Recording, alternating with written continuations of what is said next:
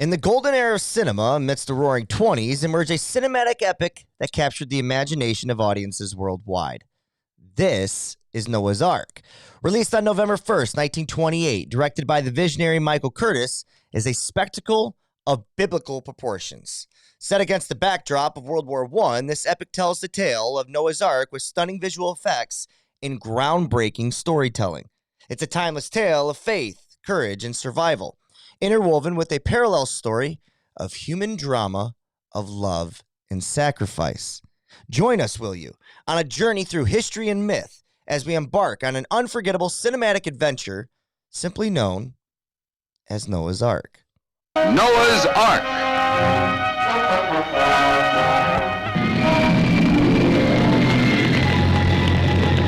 And behold, I, even I, do bring a flood of water upon the earth to destroy all flesh. Noah's Ark, 3 years in the making with a mighty cast of 10,000. One of the most costly films in Hollywood's history. See the worship of the golden calf. See the rise of the Tower of Babel. See the ritual of human sacrifice. See the construction of the great ark. See the flight of the pagans. See the flood that destroyed the world. Noah's Ark, 1928. Tagline, the biblical story of Noah and the Great Flood with a parallel story of soldiers in the First World War. This movie was an ambitious one. Ambitious to say the least. 7,500 extras were used in this movie, Will. When you sat me down and we did the draft and you said we should watch this movie, I must admit I didn't know anything about it. And then except for the fact of Noah's Ark, I didn't realize there was a parallel story until you had mentioned that last week on the show. So that kind of got me excited. So my entrance level excitement to this movie was actually increased over the last couple weeks as we started talking about it more and more. I'll hold on to my thoughts as far as initial reactions. I just kind of want to know some of the key words you're going to use here right away with this movie. Oh, as far as like instant reaction? Well, yeah. What was just your kind of takeaway? I know we talked about what your thoughts were going in. You didn't know much about it. What's your initial reaction with Noah's Ark? Initial reaction is messy. Messy. I think you said the other one is ambitious. I think this Michael Curtiz was trying to really jam a lot into this movie. We'll talk about it later, but I know this was one of his first ones in Hollywood's, and he went on to a great career. So you could tell that he had a lot of ideas that he wanted to get out there on the table. So ambitious, but messy, I think is exactly where I landed with this one. Yeah, messy is the right word. So messy that at certain points I was like, is this 3 different movies? Like there's like the beginning act 1, and then we get to a certain point there, and then you get in act 2, which is now you're getting into the love story, the modern day romance, the modern day war story. And then there's act 3, which takes us back to the biblical times, where Noah and the ark and everything starts taking place. Right. Do you feel that way? Like it felt like, I'm always trying to ask myself, and we'll get to this in the one big question, but I'm always trying to ask myself, like, what is the director's direction here? Like, what is the message he's trying to relate to us that we take away with? And I'll stooge off my answer to the sense of like, I never really fully got to a conclusion. Is that fair to say? Yeah. And I think that's the one thing that, you want to be careful of here too, because one of the other things I didn't realize until I think maybe 10, 15 minutes into the movie, when I was kind of, something gets said and you're like, hey, I wonder how true that is. And then you go and you start looking around a little bit. It's like, oh, this movie used to be 2 hours and 10 minutes. And now it's only 1 hour and 45 because of lost footage. So you wonder how much of this movie, is kind of lost in that extra, half an hour where maybe the message was a little bit clearer in 1928 than it is now. But I'm not sure what the thesis is here other than if you're looking, if you kind of step back and look at it as a love story, kind of first and foremost about uh, a man and a woman falling in love, and then going through adversity, and you know that love kind of translates throughout time. I was kind of thinking about that a little bit, but you know, where he ends up is also unfortunate because obviously he thinks that everything's saved because World War I is over, Yeah. and this is clearly not the case. Yeah, I hate to say it, just hold on about another, what, 17, 18 years. Uh, Yeah, I think poor Travis is going to learn a hard lesson there. But at least he's going to get a good 17 years out of it, right? That's what we're taking away. yeah, Um, yeah, no, you're right.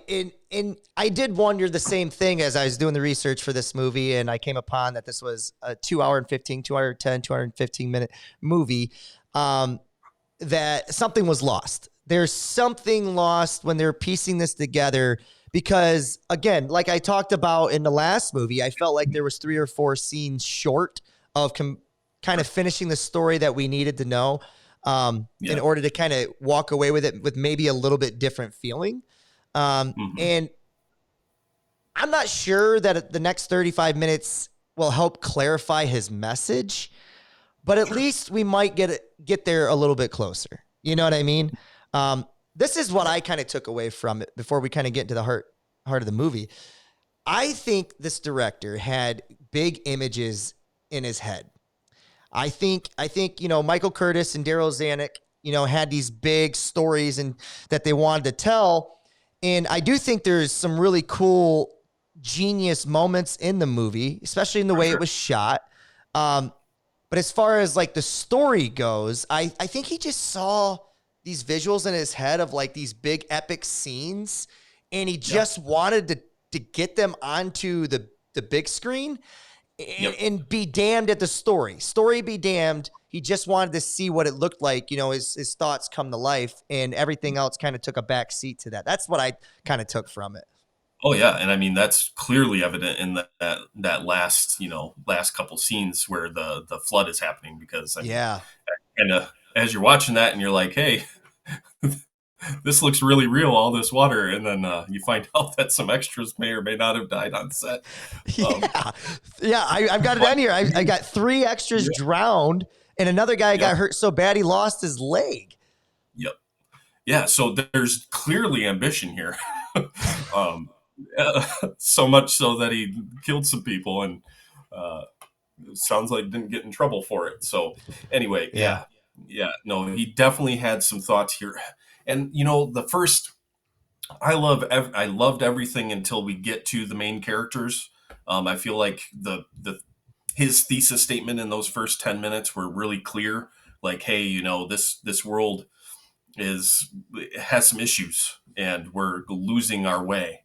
And that's I thought he was doing a pretty good job with the parallel between the stock market and the marketplace where of olden days where everybody was obsessed with gold and now we're obsessed with stocks. And so I feel like he had that ambition, he had those big ideas, and he just couldn't quite get them all the way there. So Yeah, no, and to go off of what you were saying there, I'm with you because I wrote down originally my big question is how do we as a society determine what's fair? Like what's deemed as fair? I mean, as far as like when it right. comes to, whether it be the way we redistribute wealth and how should we reward those with the idea versus the labor, right? Like how do we get to Mhm. a semblance of fair where everybody is on board with it? And Right. then literally 15, 20 minutes into the film, not even, it didn't even take that long where I'm like, nope, this is not going that direction anymore. And Mhm. and I kind of feel like if he would have stayed on that path, he might have had a better movie. Yeah, yeah, for sure. And I mean, the whole stuff, and what's weird is it's almost like the second act. It's the second act is the issue with the movie, right? Because Yep. if you put the first act and the third act together, everything still makes some pretty good sense here because I mean, there's a lot of callback to the golden calf. This idea that we idolize idolatry, right? Like where we take what we should be idolizing, which is God, and replace it with things. And that message stays pretty consistent from that first to third act. But it's really that second act where it's like, he's trying to make an analogy with the second act, and it just doesn't work. So Yeah, he's all over the place. He's all over the place, and I felt like, and I don't know how much you paid attention to, like, Daryl Zanuck, how much you researched on him, but like, I just feel like when you've got two people co-directing, and maybe Michael did more of it than Daryl did, but when you got two different people kind of co-directing something, you're competing with two different visions of the same story, right? Mm-hmm. So that also, I wonder, comes into play. How much did that impact the story here? Because you and I, we can sit down and even have the same passion project. I could pitch wanting to do something on Noah's Ark. You could pitch the modernization of greed and how that has parallels to the biblical time. And we could kind of wrap our heads around doing a story together, but there's going to be moments of contention where you're like, this is how I see it, and I think this is how it needs to go. And you're going to have, your versions of it. I'm going to have my versions of it. And I just wonder, if the story took a back seat in the end because they couldn't agree on something. I mean, we'll never know, but I'm curious. Yeah. What's your thoughts on that? Do you think that plays a part? Yeah. And, I'm not sure, I don't, it sounds like the Daryl Zanuck is more of like, he was more of a producer than he was a director as his career went on. So I wonder, like, if there was some, the studio kind of system at that time had a lot more pressure. Well, I mean, there's still a lot of pressure, but there was pressure that they could push onto their directors. And, because directors signed with studios and they had overall deals, it was, if he had some ideas that maybe Curtiz didn't, it didn't matter because he could just kind of force his ideas into the story, or vice versa. I guess I don't know for sure that's exactly what was going on, but yeah. And, just to kind of play off that multiple directors for a second, like we see it work, right? I mean, we got the Coen brothers, we've got more recently, the Safdie brothers have kind of started to find their footing and make some really good movies. And then the Everything Everywhere All at Once had co-directors. So, and that just won interesting. The picture last year. So, it works, but it has to be, if you're bringing something to the story, it has to be compatible, and they have to be able to, like a puzzle, fit together. And, whatever might have been happening here with those two, it just ended up creating something that was, had some good pieces, but wasn't all the way there. No, it wasn't. And well, let's talk about a couple things first. Sure. We talked about Michael Curtiz and Daryl Zanuck, and you gave a little bit of that background on both those guys and a little bit of just kind of the status of their life at the time in their career. Release date was November 1st, 1928, distributed by Warner Brothers. I do love seeing the old, original logos. It's just really cool to kind of see the development of that. Runtime, like we spoke about, was 1 hour and 45 minutes, and that's the only version of it you're going to be able to catch now because a half hour of this was lost, seems to be the case with a lot of these movies back then. I'm going to go on record right now. My hot take is I'm glad. I'm not sure I wanted to sit through another 35 minutes of that movie. So, yeah. 600,000 gallons. Oh, actually, I'm jumping ahead. Sorry. Dolores Costello, she played Marie and Miriam. George O'Brien, he plays Travis. And I'm not even sure how to pronounce the other name. So Japuth, maybe? Japheth. Okay. Japheth. Yeah. Okay. And then there is Gwen Big Boy Williams, who plays Al. Now, those are the three that I'm really giving the credit to as far as starring roles. Everybody else felt like a side note to it, and even Al to a certain extent. But as far as the the marquee, it's going to read George O'Brien, Dolores Costello, Marie and Travis, Miriam, and then Jaffuth or whatever. I'm sorry. I want to get it right, but I'm not going to be able to. Read your Bible. Yeah. Things to note. 7,500 extras were used in this film. We've already talked about how badly that went. It went so poorly that all of the extras negotiated terms the next year for Michael Curtiz's next movie. They wanted to make sure that they were taken care of. So that takes care of that. But 600,000 gallons of water was used in the final scene. And I found that to be interesting. But here's the biggest factoid that I think is the coolest one that you'll take away from this movie. John Wayne was an extra in the movie, and he was one swimming around, and they didn't give him any credit in this movie. But John Wayne was an extra in this movie. That's pretty cool. That is pretty cool. Man, 1928. That's how old was he then? Do you have that's that a good question. It's got to be early 20s, something like my that. guess, got to be early 20s. Got to be.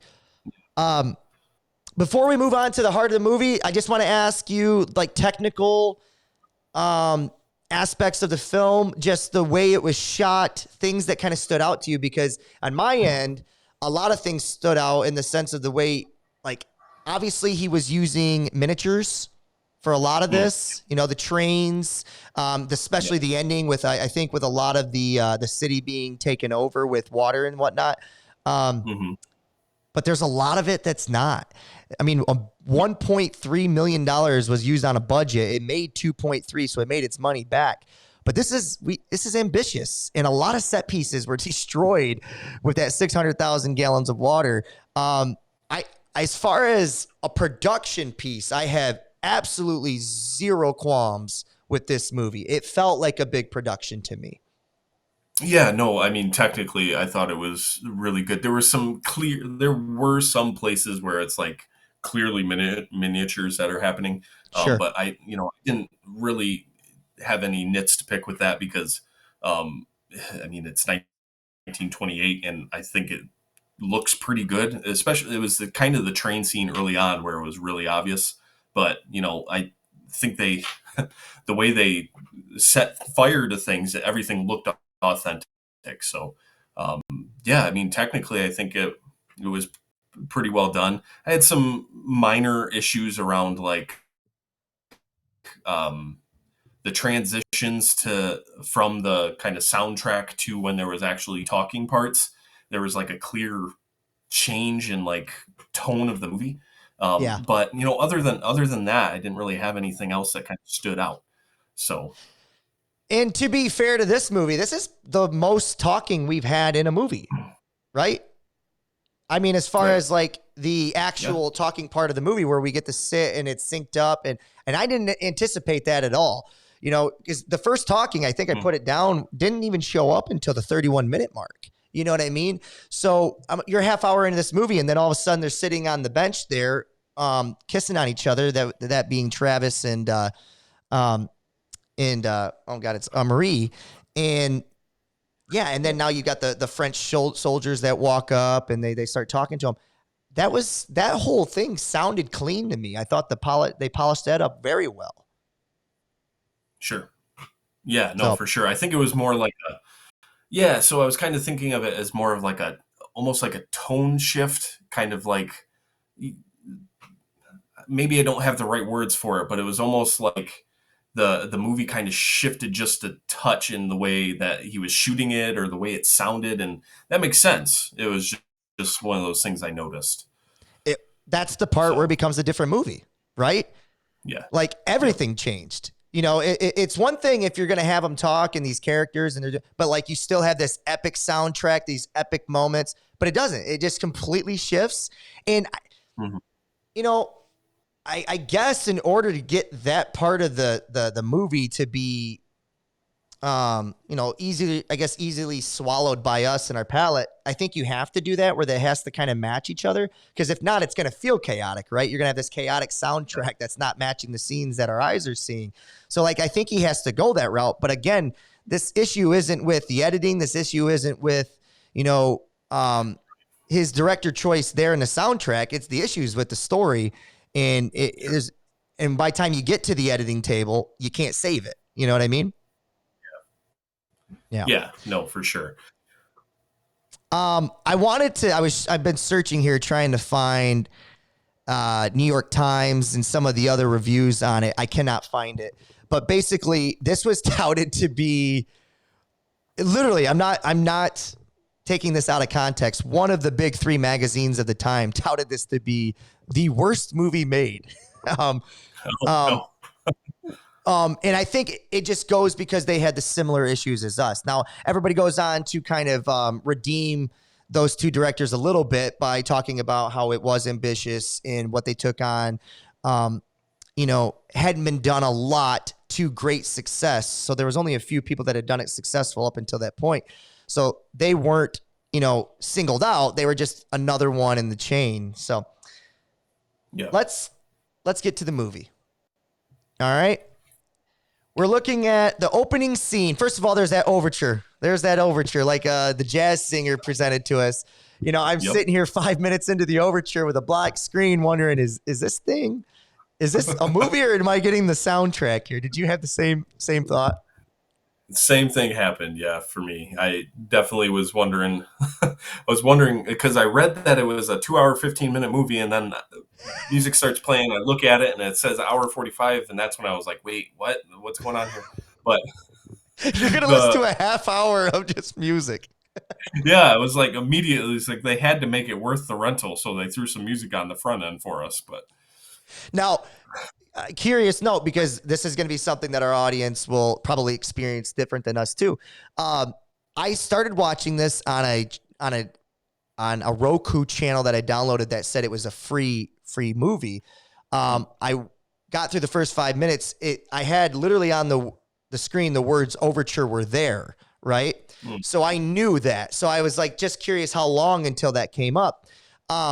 So some of our viewers might have experienced that, but then I realized I had to sit through 5 advertisements every 15 minutes. And this really did become a 2-hour and 20-minute movie. So I was like, you know what? I'm going to stop. I'm going to go to Prime Video. I'm going to purchase it. And when I did that, there was no overture lettering on the black screen. It was literally just black screen until the 7-8 minute mark. Right. Yeah. No. Which one did you have? Nope. Same thing. No overture on the front, black screen. And I was sitting in a very dark basement watching it. So yeah, it's a little creeped out actually for about 2 or 3 minutes there. But that's when you have to restrain from getting on one of these things. You just soak in the music, my friend. All right, we get to the movie. Let's get to the heart of the film. Let's break these down as best we can. And if I get a little long in the tooth, just tell me to skip. Movie scenes. We start the movie off with men worshiping the skies outside the ark. This is just basically setting the tone for the film. The title comes on and says, "Let us build a city and a tower whose top may reach into heaven and make us strong against God's vengeance." Okay. Mm-hmm. Anything I'm missing there that we need exposition on, so that our viewers or audience members that maybe didn't catch it can ride this wave with us? No, I mean, I thought there were some really good kind of flash forwards here, right? Because we're there's the tower and Noah's time, and then we kind of get some visions of skyscrapers in a couple quick scene or two there. So I thought that was really he's drawing good parallels here between why he wants to tell a story about Noah's Ark kind of in a more modern time. So I thought that was pretty clever. Yeah, I did too. And I was actually excited. I was locked in that moment. The first 5-10 minutes, I'm like, okay, I know where this is going to go. And this is going to be an interesting, way if told right, We go on to another title that you just alluded to a little bit. It says the world has gone mad and everyone worships the golden calf. So that's the thing that was taking place during biblical times. And then we get these kind of montage scenes. And I'm always kind of interested on how graphic the images are shown at this time, right? Because it feels like in our childhood, seems like a story like this might be catered to more of a PG PG-13 crowd. So you wouldn't get a lot of graphics of slaves being hit or suicide being threatened, or you see what I'm saying? Yeah. So during that time, and I know there wasn't a rating system out yet per se. That didn't really come until the 80s. I just interested with some of the choices that are made. And right away, we get into this world where men are frantic over the stock exchange. It's the New York Stock Exchange, the modern day, the montage scenes of gambling and suicide and dancing and drinking and killing. This was where I stopped everything I was doing. This was my first pause. And I put down, I know exactly the direction of where this movie is going to go. And I think that's when you lose the direction of the movie. Maybe it comes a little later, or do you agree with that? No, yeah. So I would say, I think you still, when we get to Travis on the train, I think there's still some of that kind of, everything's still together on the beginning of the train ride, right? Because we don't know where it's going yet. We're not quite sure, what what he's going to do with us in the more modern times. So I think there's still a little bit here, the next 10 to 15 minutes where you're like, okay, this is still kind of working. Okay. That's fair. You're right. As far as a movie goes, we're still intact. You're right. I just knowing what's coming, to me, that could have been the moment, right? So you're right. I'm getting ahead of myself. So we get to the train ride. Okay. Train rides show a multitude of characters. You've got interactions. You've got a religious man. You've got a Russian military man. You've got, I wrote him down as a wealthy man. I put brothers or friends, but we later learned that they're friends. We've got a criminal on this train. And then we meet a German theater actress, or dancer, and it is Marie, right? So a lot of this took place over 5 or 10 minutes before we kind of get to a big conversation that's taking place. So much so that when we get to this big conversation, I started writing down like just a myriad of like themes that this movie I thought was going to try to tackle at this point. I was like, man, we're going to tackle child obedient disciplinary. What side of the fence are you on there? We're going to tackle science versus God. We're going to talk about, idea versus labor. Like, I was like, holy crap, this is an ambitious movie. Long before I knew it was an ambitious production, I thought it was an ambitious story. Where are you at with where we just up to this point? Yeah, no, and I was happy to see there's a little humor here too. So he's not like, with the obstinate brat line, like God never had obstinate brats. And I just thought that was brilliant because it's like, before you're a parent, it's like you have all these ideas about how you're gonna be as a parent, and then you realize like, no, the children dictate who you are as a parent. Because each one needs different things. So I thought that was good. I thought it was a good line. So yeah, and you're right. The characters here are like almost like stand-ins for a type of avarice, right? Or a type of, not necessarily one for one with like sin, but they're kind of standing in for those types of things like lust and greed and stuff like that.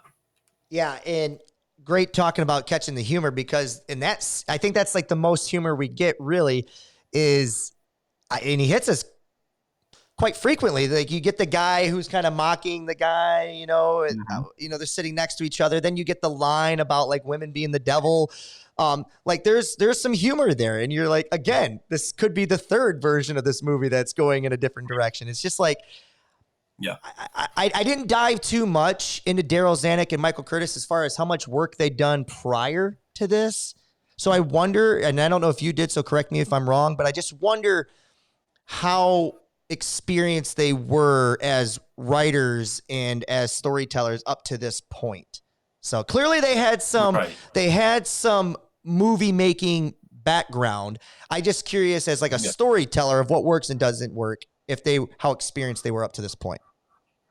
Yeah, so interesting enough, the only thing I remember is that Curtiz, this is kind of like Curtiz's first huge movie, like the big one for him. He'd done some stuff before this, but this was kind of like the big one, which you could tell, right? Because this is where we get all these big ideas, because he I think he feels the magnitude of this for his career and his storytelling.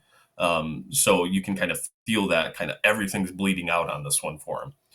But I just looked to make sure I remembered this right, but that Daryl Zanuck was only like 26, 25 or 26 when they were filming this. So he's pretty young, kind of going through the steps here.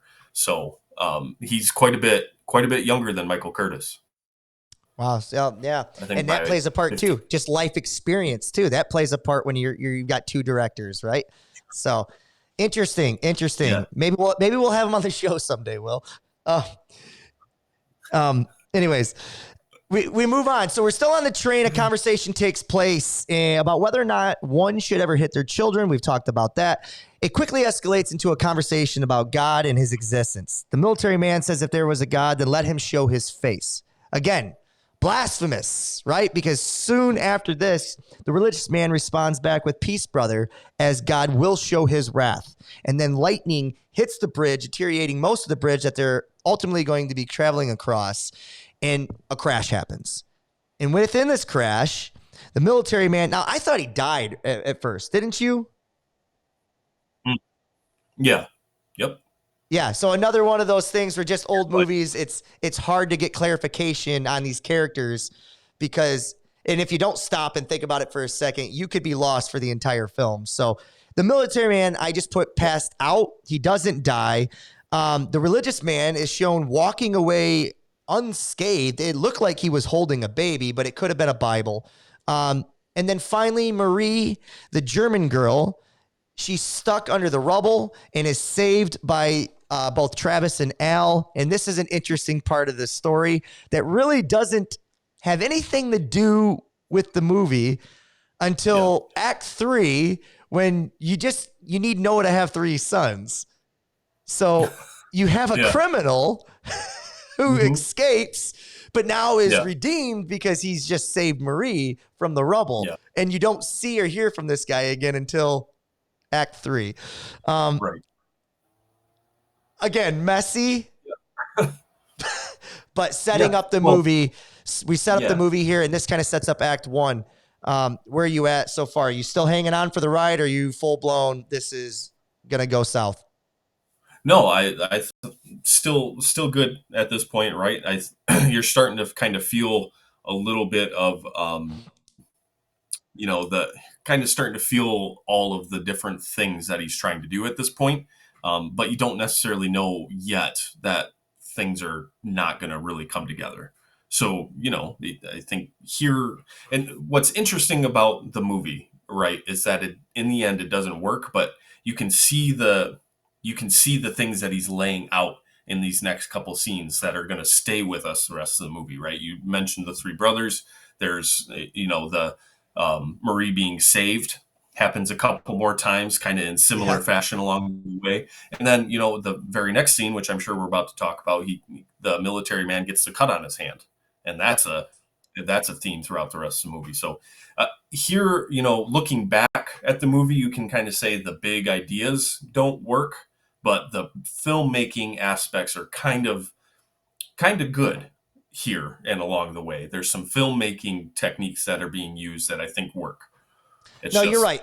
There's continuity. There's foreshadowing. Like there's a lot of things that are taking place that, clearly does indicate that they have experience, that they know what they're doing.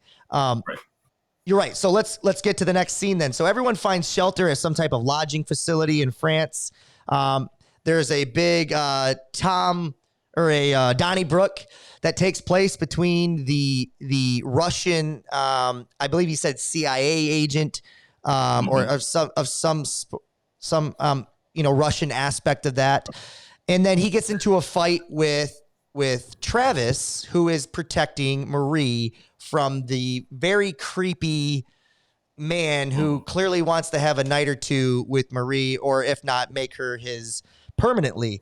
At the same time, there's some things taking place down in the kind of the shelter where we're getting to learn a little bit about Al's personality and whatnot. But this is what's taking place. That's where the cut happens on the hand. And the French policemen show up and basically state there has been declared war. We're here. We want to see your identification.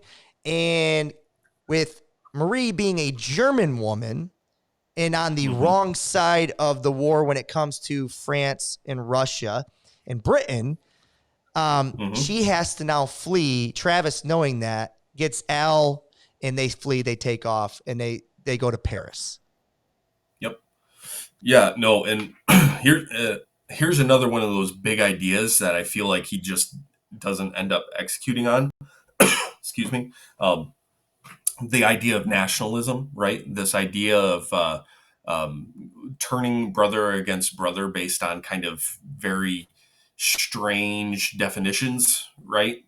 Definitions that we base on language, or we base on appearance, or we base on where you live in the world, right? So I think he's trying. There's something here that he doesn't execute on, and I want to talk about that maybe later as a big idea of where this movie feels. But yeah, no, there's definitely still some like, man, the best part of the movie for me is this military man, right? It's the kind of most fleshed out idea that he has, because it's this whole like might makes right idea that he's kind of running with. And that character especially, you can kind of see the flaws of the character for sure. For sure. Nope. I liked your the way that you talked about, people's versions of definitions. And again, those can be subjective, but in this case, you don't want a lot of subjective when you're the director. He's supposed to be making decisions and giving you a message and, kind of telling you, at least the direction of the film, what he thinks. This is to me where I believe the movie turns into a completely different film. The soundtrack changes, as we allude to, because we're in Paris now, right? And this is the first time I've talked about this. The 31:38 mark is the first time we hear talking on the screen. And it was fun, for the talking gimmick, because I'm like, oh, okay, great. This is going to be, we are getting closer to the end of this silent era and to a more full-time talking narrative that's going to help these movies in the long run. Clearly, we know that now. But up to that point, it felt like a different movie, and now we're getting ready to cast into a different movie. This is where Travis and Al, after we get past that, Travis and Al have a conversation in the bedroom. All right. And this is where you were talking about turning brother versus brother type thing, or at least their definitions of nationalism. Al says the way that they are playing hide and seek is not sitting well with him. And I wrote down this line because I thought this was written cleverly. He says, war is like a funeral. Everyone should be in the procession or in the hearse. What's your thoughts on that take that Al gives us? Yeah, I mean, it's just another nationalist idea, right? It's just another kind of buying into this almost war as a necessary evil. And, like maybe the Great War maybe World War I was a necessary evil, all this death. Maybe, you could argue World War II was as well, but, because evil needs to be fought. But it's just this idea of like, in order to fulfill who you are, your worth isn't about you. It's about what you mean to the greater picture. And I can sort of get on board with that. But when we're talking about war, I don't know. I've got questions, Robert. Oh, yeah. When it comes to war, we all have questions, right? But I think there's questions there because I think as human beings, we are constantly asking ourselves, what is the level of participation that is being asked of me that I am required for the big picture of human beings, of society, versus I only get one of these go-arounds, the balance between the big picture of society versus the balance of hedonism within myself, as long as it doesn't impact or hinder somebody else's version of hedonism on themselves. So like, because you have those two sides of us, I think you're always going to be conflicted, and anybody that is so strong-minded, and this is where like I think the movies of the 60s really kind of, the Green Berets with John Wayne, one man versus an entire army. And in the 80s, it's brought up again with Rambo and one man versus an entire thing. These themes, they come back to play, and that's nationalism and the pride that you're supposed to have, that the directors are telling us, that we should have this type of pride for these types of things. But then I think the more human story is those that pull back and are two people, and I like movies that kind of showcase that a little bit better. In this movie, we do kind of get to at least the complexities of Travis's character, and especially in the next scene, right? So right away, he kind of scoffs. I don't want to say scoffs, but he doesn't downplay Al's desire to be nationalist like that. But it's still coming from a more selfish point where he wants his friend to be with him, and he also wants to be with his girl, but he gives him his approval. But for him in that scene, at least, Travis it's not for him. He's more idealistic with his love and more hedonistic versus the ideology of nationalism. So the character does show some complexities, is a long-winded way of saying that. Yeah, no, for sure. And, I think maybe the flaw of the movie here is this is making more sense as we talk it out than it did when I was watching the movie. Because I think there's so much like the ideas that are at play here are kind of, for me, they don't mesh together. Like, because what the directors are saying is that where they get to at the end is war. This war was necessary to cleanse humanity of this evil. But we might have to come back to this because I don't have the right words, but it's like they're trying to say two things at the same time that don't work for me. The one is that this war was necessary, and the second is like this nationalism doesn't necessarily, beget good things. Because, we'll get to that later in this with all the Syrian stuff. But yeah, I just think there's two ideas here that aren't compatible that they're trying to make compatible. It goes back to me with all the conversations that were taking place on the train. To me, there's too many themes being pushed here, too many big ideas at play that every single one of them there's not a conclusion to, and every single one of them isn't fleshed out. And the ones that are almost contradicting to each other. And it leaves us, the viewer, lost along the way because we're not sure what is, at the very end of a movie, a director should present its case. And the viewer, should dictate or reflect on whether or not I agree with it or not, but at least it should be clear. It's just not. Yeah. And, maybe we're beating a dead horse by continuing to say that, but the moment in the movie when that starts unraveling, I think is coming, if not already showed itself. So, all right, we get to a place now where Marie and Travis are watching the parade of Americans walking through the streets of France because now they have declared war. And this was an interesting kind of physical acting that I thought that was done well.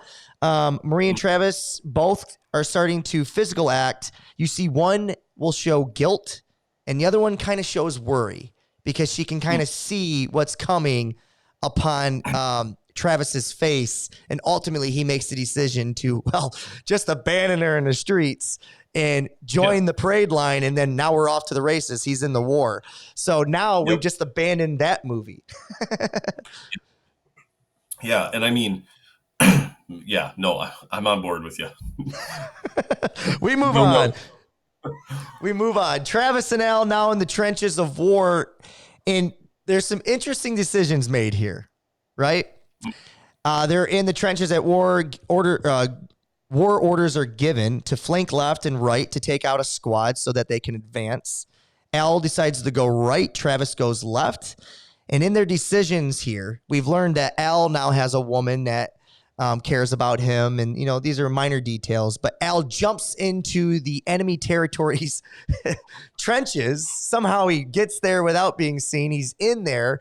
And proud nationalist ideology, Travis now throws a grenade in there, basically wipes out everyone, goes over there to basically look at the destruction of his hard work, and finds his best friend in the world, his brother, his friend. Al has, I know he doesn't die in that moment, but essentially he dies, and it's at the hands of of him. That's an Yeah. interesting. It almost felt like, Yeah. let me go here real quick. I'll make this quick. It almost felt like people's issues with the movie Crash, which I love the movie Crash. I like parallel storylines and things interlacing, but there's a lot of people that don't like it because it feels too gimmicky. It was just like, this was one of those things where it's like, did Al have to die by the hands of Travis? And if so, what's the payoff that's down the road from that decision? Yeah, no, that's Do we a good get point. there? I don't know that we got there. Yeah, no, I'm not sure. I was a little distracted in this scene, honestly, because this is one of those moments where I don't know if it was an intentional, like, hilarious moment or not. But when Al is talking about, like, a woman back home that's worried about him, and he shows the picture of the mother, I about died with laughter. So I hope it was supposed to be funny.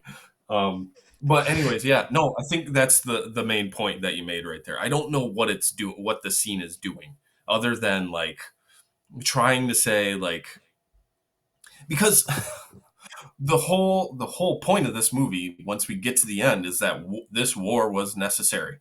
Yeah. And here we have this scene that's kind of saying, look what happens in war. And Yeah. it's like they're making a value claim here about, like, what we have to do in war, and kill our brothers. But that shouldn't, isn't that a negative statement? Like, so I just think this is really where I started to be like, man, what are they even trying to say here? Yeah, I mean, I always, like we talked about this before, we want to give the director and all these people making these stories the benefit of the doubt that, and maybe, again, maybe the 35 minutes that's lost from this film flushes out those ideas a little bit more.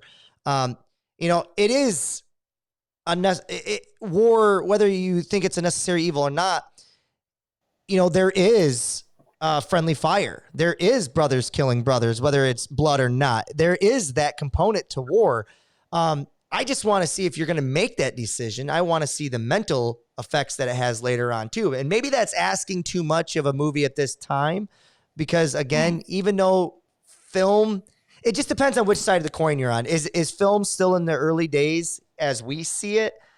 Or during that time, has it been around long enough where these guys don't deserve the benefit of the doubt because they've had 30, 40 years to now tell the stories? So I don't know. It just depends on where you fall on. I don't think we got to get too deep into that, but we move on. This movie does move fast, by the way. We get through, months. And now we're taken to Marie, who's back dancing with the theater group, and runs into the Russian military man from earlier. He gives her an ultimatum to meet him at 1:00, and he won't ask about her papers. And if she doesn't show, he's going to expose her, essentially. She tries to flee and gets caught. By the way, side note, worst. I know you got to show us like him dropping the papers into her bag and like him covering it up with just horrible. That part was not done well. But it got the picture across. So basically he's trying to now label her as a spy so that she can be picked up and dealt with, because she does not accept his creepy old man love. Yep. So Yep. Anything to add on there, or are we good? No, I don't think so. I mean, other than, I think this is somewhere in here. I'm trying to remember exactly when it was, but there was a picture. Nikolov, the military guy, was on screen. Yes. And there was a snake at some point kind of popped up in the background. Okay. And I thought that was interesting, kind of a value claim the directors were making that I thought made sense. Was, this guy is not good. This guy has, evil tendencies. Now, wait, was this almost like done subliminally? Did it just pop up, or was it like a snake in a picture frame? Like, because I missed that point. What did it look like? It was in frame, but not like in the background. So it was it was almost like, I don't want to say on the nose, because it's 1928. I don't know what's on the nose. I think that's spoon feeding. I'm trying to learn. Yeah. But, I thought it was an actual claim the directors made that made sense with where they're position was, Yeah. This gets us now to the inciting incident, the second one that gets us into Act 3. We're getting close there. We're not quite there yet. Now labeled a spy, Marie is taken to be shot to death by firing squad. And in that firing squad is, again, going back to the movie Crash, happens to be her husband, Travis. And Travis sees her and halts everything, walks over to her, kisses on her, says, "This is my wife. She can't be a spy." And then we get the confrontation where, once again, the Russian military man, he says, you were given orders. You must execute this. And that's when the enemy are now shooting off cannons, and it basically crashes into not them, but around them, and makes them sink into what I'm assuming was like a manhole or some type of, I'm not 100% sure what they were in, but they were in now the ground. And they're in the ground, almost like a cave-like thing in the middle of France out there. You got a better way of explaining what that structure or what that was? Yeah, so, sometimes if you watch History Channel every once in a while, I don't know, maybe not Like a anymore. bunker? I think it's mostly conspiracy. Yeah, well, I think it's like built upon old ground. Like, sometimes you hear about people discover these old buildings underneath the modern day France or modern day Sicily or whatever. So I think it's supposed to be something like that, where it's kind of like a metaphor for them falling back into time, back into, olden times. Cause it looks almost like almost Greek, like Okay. not a synagogue, but like columns and stuff are underground there. Okay. That's what it looked like Now, to me. But I can get on board with that. That gives it something. You know what I mean? I wasn't sure myself, but it's not that vital. So you just kind of keep going with it. And that's what I did. All right. So once again, we alluded to this earlier. Travis saves Marie from wreckage. He pulls her up. And you see the old religious figure now working his way back on screen for the first time since the train, since the train wreckage. And you can see a couple guys almost worshiping the priest as he comes out of the wreckage because he's there. And this is what we get. The priest walks out of the wreckage and makes a couple declarations. And this is the moment of the movie where we get a clear, on-the-nose, spoon-fed direction from the director. It says, "The flood and the war, God Almighty's parallel of the ages." And I just put a little note down here because this is what gets us into Act 3, and we go back to biblical times. Mm-hmm. Was this a good enough connection of the two storylines for you? Man, this is where I think the thesis becomes explicit. I think you're exactly right there. I think the problem is that we keep identifying is he's got too many things happening at one time for this to make sense, right? For this to be the theme, he had to drop some of the other stuff, but he doesn't, right? There's still, when we get into the third act, we're still talking about the golden calf. We're still talking about, the life of excess. I mean, the whole last half hour of the movie is all about like this culture is obsessed with party and, excess. So yes, the theme is made explicit, but it still doesn't work because it's not focused enough. Right. Yep. Well said. Well said. All right. We get into Act 3 finally. And now we're back into the biblical times, and we are given some exposition a little bit on a title. It talks about the city. I'm just going to do my best on these names. The city of Akkad. Is that what you gathered? Yeah. Okay. Works for me. So Noah, we're back to the city of Akkad, and we see people worshiping a false god of Jaguth. Yeah, I think that's right.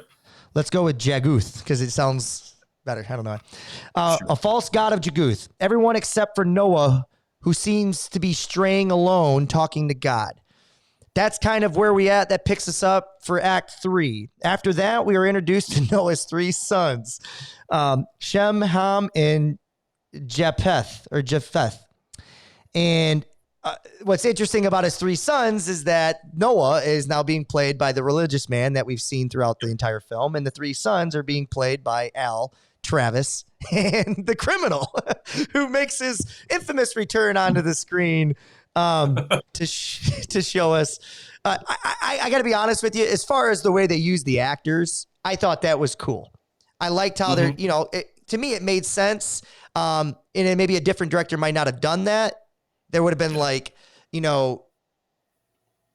left us to lead more parallels and try to figure those out ourselves. But it was almost like he was trying to find the same characters during biblical times and have them just kind of repeat the same story. Did you kind of think the same thing? Yeah, no, I was a little surprised at first that the priest was Noah. I wasn't sure what I was expecting, but it works. No, it does work. Yeah, it does work. Okay. We are also introduced to Miriam, the handmaid, to Noah. And obviously her and Japheth are now, they fall in love. We know that. They're already in love. And Miriam is now captured by soldiers of Akkad and brought to the city to meet King Nephilim to be sacrificed for the false god. This is now obviously getting more into the story of Noah's Ark. I'm going to go on record to say that the last time I studied Noah's Ark, as far as, the inner workings of like what the Bible says, I was 13 and 14 years old. I'm 36. I was very disinterested then. So I didn't really learn a lot then. The only context I have to this story, truthfully, is through conversations over the years with friends, what I've gathered through multiple movies now of watching this. So, and again, depending on your version of where you fall in line with religion will depend on where you fall in line with factual information, right? With that being said, we can discuss factual information, at least the way it's written, right? What is claimed to be truth. So what were your thoughts on this part of the film at this moment, as far as, what you know about Noah's Ark, and is your information or is your context and exposition on this story different than mine? The only difference here is that I've thought about Noah's Ark. It seems like maybe a little bit more than you, mostly in the context, not of like a religious sense, but more like how does this work as a metaphor, right? Because that's what I'm interested in with the Bible is like, what does this story mean? What does it mean to me? And I thought about it a lot because, I've mentioned, I think on one of the podcasts that Noah's Ark, Darren Aronofsky's movie is, I think an all-time great movie. So, when that came out, I became a little more interested in the story. But, this kind of coming back to this Noah's Ark, this is just another point where we're messy, right? Because there's we've got a burning bush, which, is supposed to be Moses. Moses, yes. We've got a tablet, kind of saying things that's supposed to also be much later than Noah. So, it's just messy. Like he's got all these things that he's like, this will look sweet. Yes. This is going to look great on camera. And he's right. It looks great, but it's distracting because it just doesn't make sense. Yeah. For the story. For movie nerds like us, it doesn't make any sense. It made $2.3 million and somebody had to have walked away from there and said, man, that movie was awesome, right? Because they don't care. To them, they got to see all the things that made them feel something. And maybe that's the audience that these guys are looking for. Maybe those directors at the time think about people like us in the New York Times and those review critics and like, you guys are the worst. You just ruin movies. But we just want you to flush out your ideas a little more. But we move on. So we get to the point now where Japheth tries to save her. he's worked his way now to the city of Akkad, and he is now thinking he's going to be Rambo of some sorts, John Wayne, the Green Berets, and he's going to take on, these thousands of soldiers that are clearly surrounding him, but love is telling him to do so. So that's not a new theme for us. We know that. And I'm on board. He's in love with her. He's fighting for her. So he works his way to the city. He gets captured, sentenced to a lifetime of slavery, and he's blinded. And that's kind of where we think the story is going to end for him. And at this point, I remember thinking to myself, okay, we're not going to get a happy ending with this movie. At least with every character, right? We didn't get a happy ending in the modern day version of Al. So in the biblical version of Travis, we're not going to get a happy ending with him. At least that's what I thought, right? We move on. Noah is now spoken to by God to not worry as a great big flood is coming to destroy all flesh of the earth. Miriam is taken to be sacrificed as Noah arrives and warns of what's to come. I put these together real quickly because the last scene or scenes, it reminds me of the Passion of Joan of Arc. It's about 10, 15 minutes in length, and there's a lot going on. So let's just break down the final scenes here the best that we can, what you liked, what you didn't. And obviously we know what didn't work. Any of this stuff stick out to you that you did like? If you're a faithful person, I think this really works, right? Because Japheth is blinded, and it's his devotion to, his wife, or want to be a wife of Miriam, and his listening to God that allows him, even though he's blinded, to be guided to Miriam and save her. That's, I like that as a message, and I think that really works. The actual last 10 to 15 minutes with all the flooding was kind of incredible, honestly, how it was shot. For 1928, I don't know if it could have been any better. I think the scenes work. It really just comes down to like who the things that I believe, right? In the end, that kind of, but that's where you said earlier, like, hey, give me something, give me your opinion. And if it's clear, I'm happy that you have an opinion. That's what matters. And you believe something. And I've never left a movie that I've disagreed with and felt that it was personal towards a director. You understand? You know what I mean? Unless it was like a documentary and I guess a lot of it has to do with if you know more about these people, right? But I've never left a movie and felt that way. I'm like, okay, this is what they think about people or humanity, or this is their take on this. I don't agree with it, but whatever. I still can enjoy a movie and what it's trying to tell. You know what I mean? Right. In this movie, we just want those decisions to be made more clearly. What I took from the final scenes that I did like was I am somebody who falls in love with big images. I am somebody that likes big imagery, and I've dabbled in writing and storytelling, and it's something that I want to get back onto as well. But that's how things start in my head. I see these scenes, and they might not necessarily be big images, but they're big, impactful moments in these characters' lives that live inside my head.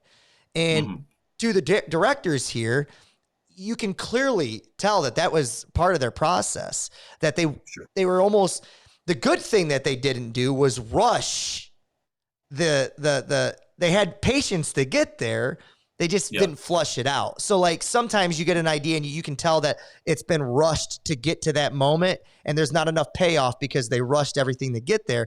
At least we don't get that here. So at least I know there's some positive decisions that were made, and you're right with the religious aspect of it, especially with the final scene of Japheth finding his way back to Miriam through all of the wreckage, fighting his way through all of the soldiers, finding his way to the ark to eventually, even before then, to eventually see the light through the shadows in the storm and getting his sight back. There's the message for your religious group that they're going to take away from that. And I'm sure that they celebrate this movie because of that. Well, yeah, and I mean, think about watching this in 1928 too, where you can actually kind of you can almost like see how you might react coming out of that movie, where it's like, the war has been over for 10 years, there hasn't been another big war, and that thesis of this war saved the planet kind of makes sense. It makes a makes a little bit of sense still. So Yeah. Um, as far as scenes go, that's the movie. So we've wrapped up the movie. Now, I do wonder, there's some things that were said that was interesting, by the priest at the end. Because, I mean, I guess we should talk that it went back, they end the movie. We should talk that they end the movie by going back to the modern day. And then the priest continues to talk and he gives his kind of final declarations. And then we find out that the war is over. Just like that, the war is over. And, they're madly in love and they will, they made it in the Noah's Ark story and they've made it in the modern day story. But what I took away from it was kind of what the conversation that was had about war. And you've talked about this a little bit about, it being outlawed. Let me see if I can find the actual quote. Right here. The minister says, "Don't you understand? It is the beginning of the rainbow, the fulfillment of the sacrifice." And then it goes on to say, you mean there will be no more war? And the minister goes on to say, "I mean that the war is now an outlaw and will be hunted from the face of the earth. Those 10 million men have not died in vain." So yeah, just the reason I wanted to kind of bring that up is I get the sense that at least in society and even maybe the directors feel this way, that the worst is over. And I feel so internally bad for these people who might have made a movie that they thought the worst was over and greater days are ahead. And they're getting ready to face the Great Depression. They're getting ready to face a second world war. Like, you can I almost have so much empathy for these people that they just don't know what's coming. Or maybe they do. Maybe I'm wrong, but it feels that way. yeah, no, I mean, this is the problem with this type of storytelling, right? It's this idea we put teleology into everything, right? This idea of purpose leading to these particular moments in our lives. So there's a purpose for everything that's happened up to this point. And what we always do is we always think of this time as the end time. We don't think of it as a point on a timeline where there's other things to come. We think of this as the only moment. Yep. The present is the only thing. And we make these mistakes all the time. But this is what happens when we tell stories and we act like this is the end point. Like this was the goal of history. To get When us really here. history doesn't have a goal. Yeah. People have goals, and Yeah. people can influence things certain ways, but they don't. There's not some big picture here. we're all just interacting and hoping for the best, and that's the mistake they make, thinking that what they're thinking here is they're thinking in terms of God, in terms of biblical, you know, end times and, the good periods at the end of the rainbow. And Yeah. that's just not how it works, in my opinion. Well, I agree with everything you're saying. The only thing I would to add on to that is, to me, it's the most human thing we can do. Is it's the thing that separates us. This idea that we attach meaning to things. You know what I Mhm. mean? And Yeah. right or wrong or indifferent because of it, it's the thing that makes us human. Yeah. And without that, I don't know what we are. So to me, Yeah. we're less human if we somehow. It'd be nice if we attach the right meaning to the right thing. But sometimes you Me, can be like, this pen was given to me from my grandma, and then her grandma gave her this pen, and her grandma, and this could be the most sacred pen in the world, and this could be, just turmoil in your life if you were to lose it. It's just the pen at the end of the day. yeah. It's, But the mistake is, and this is, I think, maybe the easiest way to say it, is meaning is fine as long as you don't capitalize it, right? Like meaning. That's not what it is. It's meaning. We make the meaning as we go. And it's okay to put purpose onto things if it helps you make a decision, but if you're acting like it's destined or Sure. fate that this thing happened, that's where we run into trouble, because it takes the idea that we can't influence things out of the picture. Yeah. Yeah. And then you get to this idea of righteousness and virtue and Mm-hmm. then almost manifest destiny of like, get out of my way, I'm deserving of this. And that's when Yep. it gets off the rails. Yeah. As far as a movie goes, I don't have much more to dissect it on.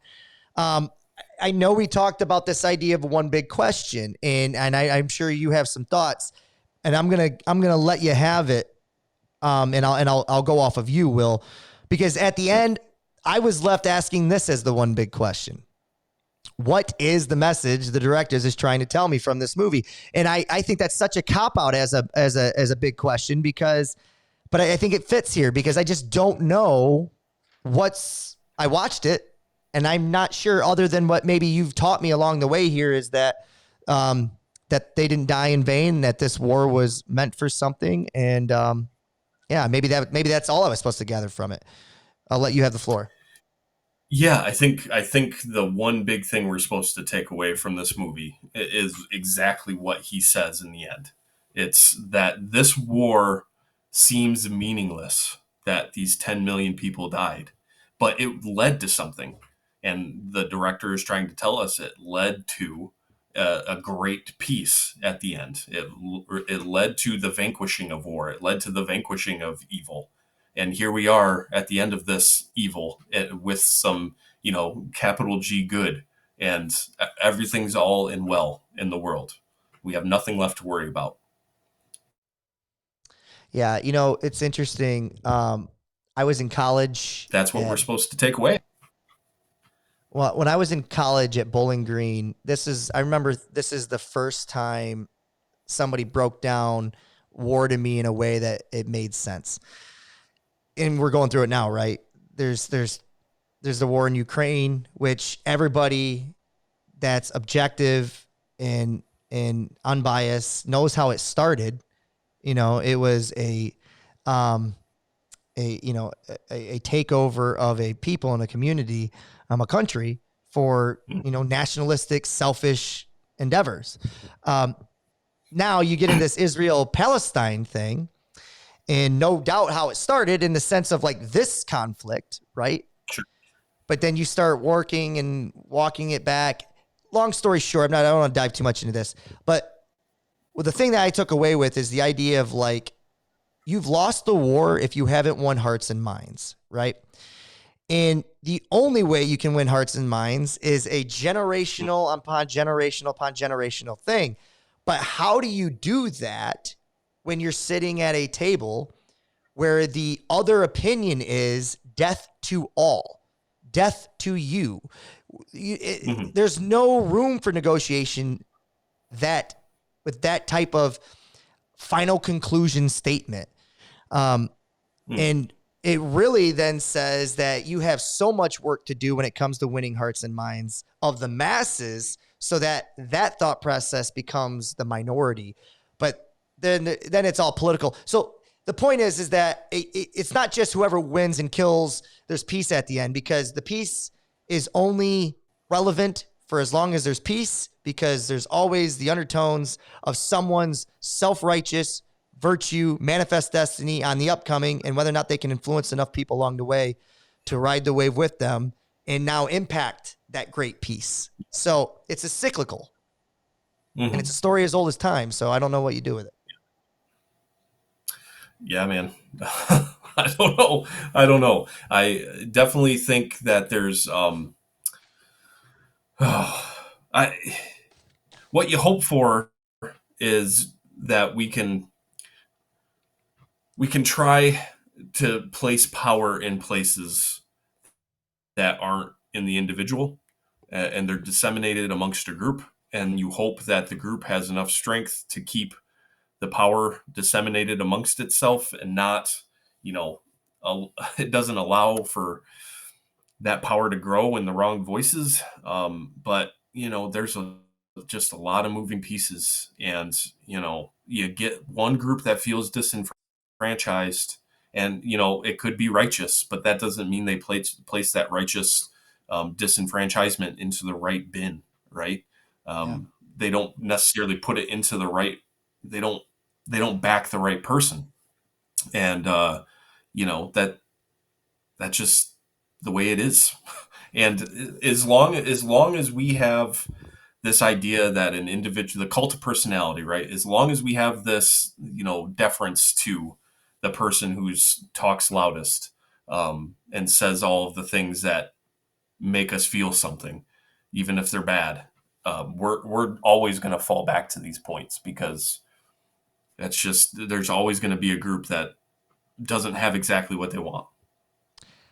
Yeah, I mean, and the painting is, especially in this country at this time, and is the paintings on the wall. I mean, we see it all over the place. Like you've got, and again, it's just a perfect storm of all these things that are happening when it comes to like social media and the short attention span. So then you get the modern day politician who talks in sound bites because it's effective and he sees it growing. So like someone like Vivek, you know, love him, hate him, indifferent to him, he's playing a very modern political game.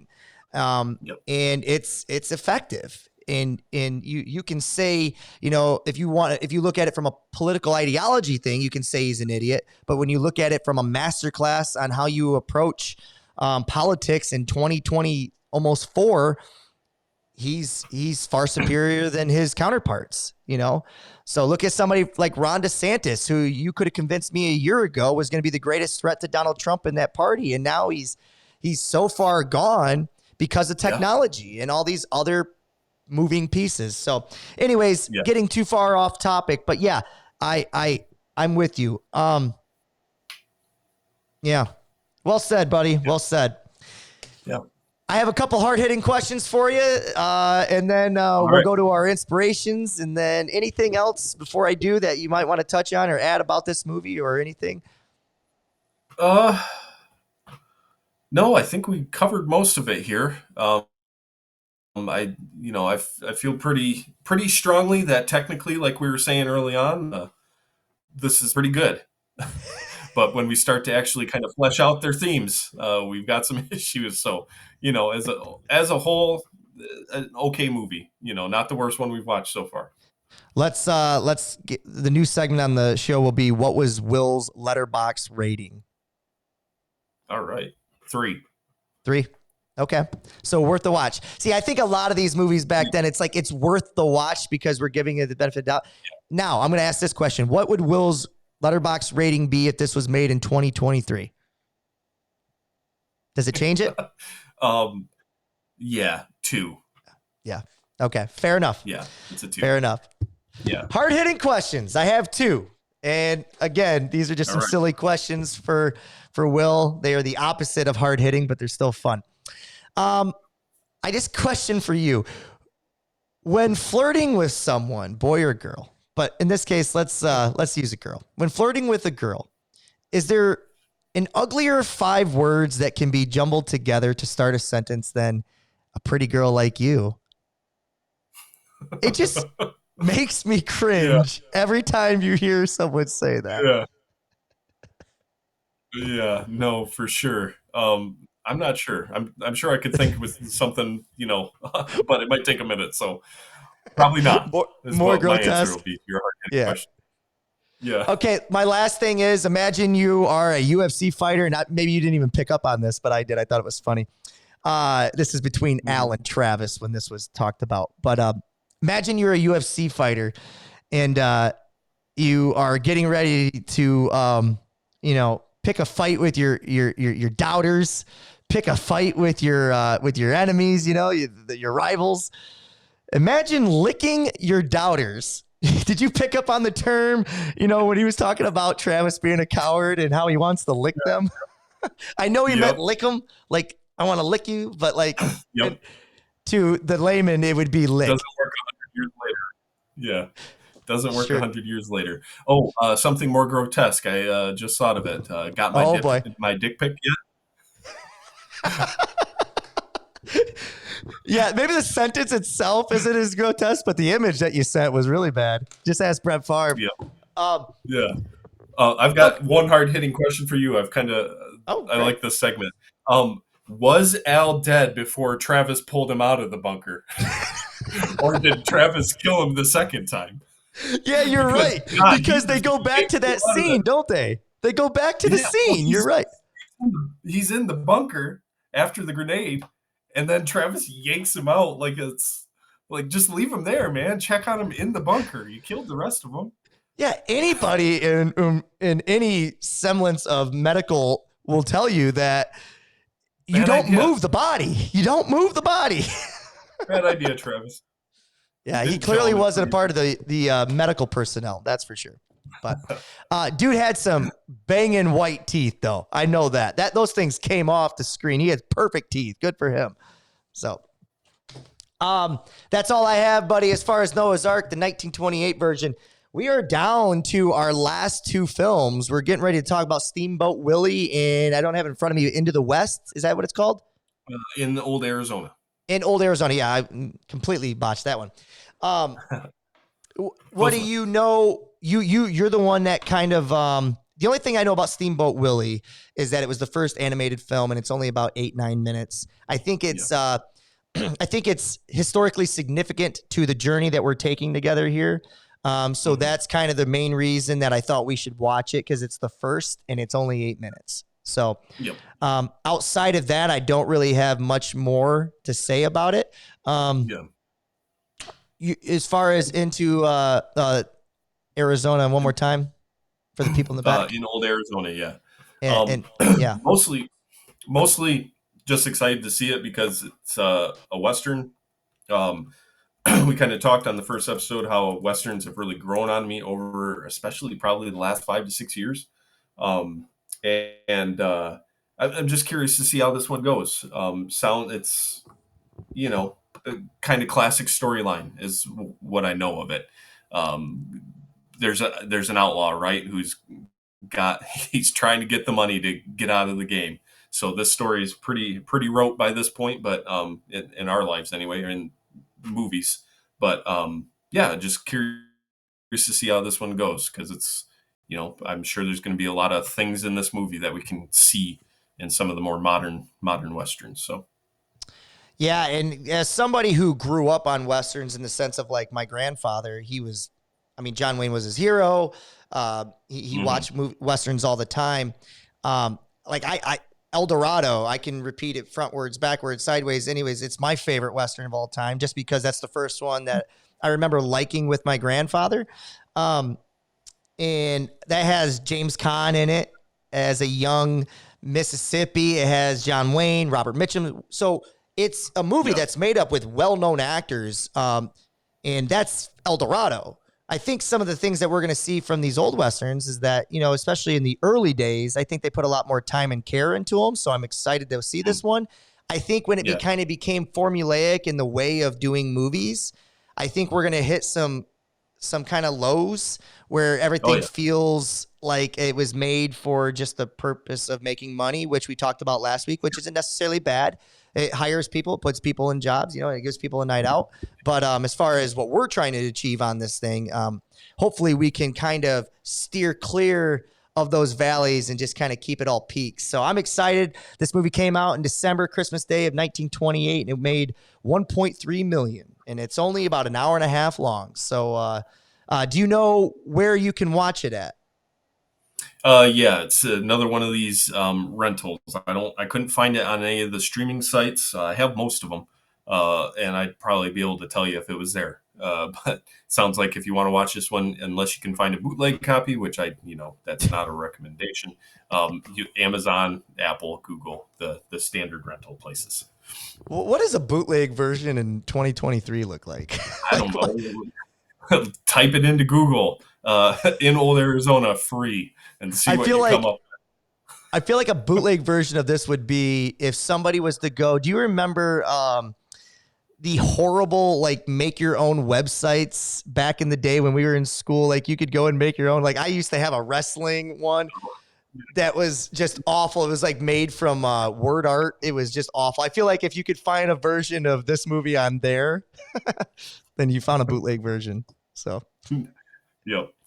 but, Yeah. Maybe not the right choice in terminology there, but yeah, probably not. All right, you movie lovers, dude, I can't tell you, we talk about it all the time, but I love that we're doing this together. Cinema 100, it is taking 100 years of cinema and watching all the movies in order, and we are literally only in year 2 and excited that we're getting up on year 3. So if you guys have been sticking along for the ride, email us, message us, go to Instagram, Cinema 100, and post, engage, let us know your thoughts and what you'd like to see done on the show. Tell us the things you like, tell us things you don't like. So, Will, I'll give you the last word, buddy. Hey, man, I'm just as excited as you are to be here. So I'm just hoping that the people following along are enjoying the ride as well. And hopefully if you have something to say, you can reach out and let us know. I know I know these first few episodes, we're growing. Leave us alone. Amen to that, buddy. We'll see you down the road. All right, see you.